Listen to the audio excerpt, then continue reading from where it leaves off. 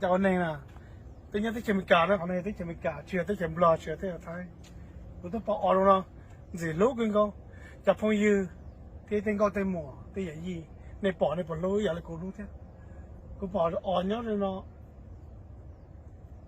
lấy sao lấy chả, cô yên cho tôi xia thế, các bà bỏ tôi xia ở. Cái nọ à, có thể là nọ nhỏ nọ chế, đi xong á.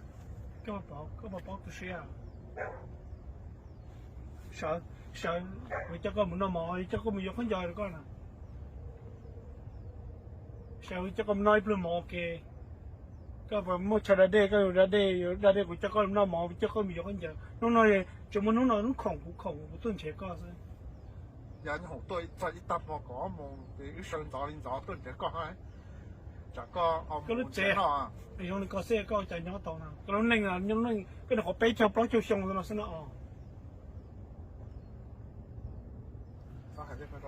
sao mò bắt tao nó đi, ngày sau đó tôi chỉ mua rau thôi. Người tao á, nay tay phở, nay tay mò kìa.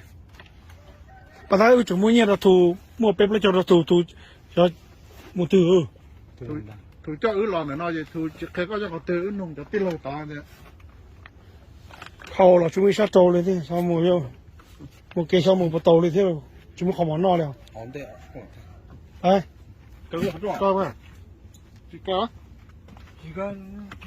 Ô. Chỉ có á.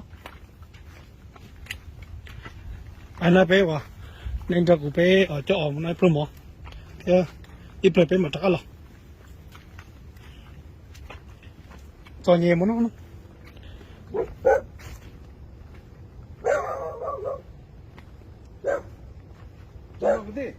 Ôi cho. Chân đó à? Ông tụi cái nó gỡ tụi cái tua khổ nhớ thì cái người nhớ kia là gỡ tụi bè người lọt sai on. Nó đó. Giờ chúng này nó phải phô người tụi ở ra. tôi nó mò lên hả? Giờ một tí tuổi kia, ya có sẽ là giờ, số bộ có sẽ nào?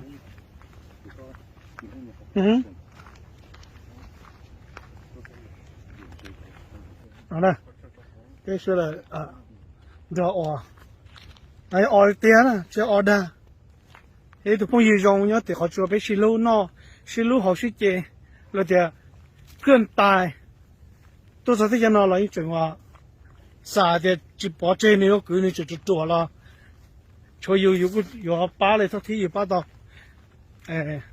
mà hay cái đó thì phong thì yêu sẽ được bao, được lú thế, bây giờ thì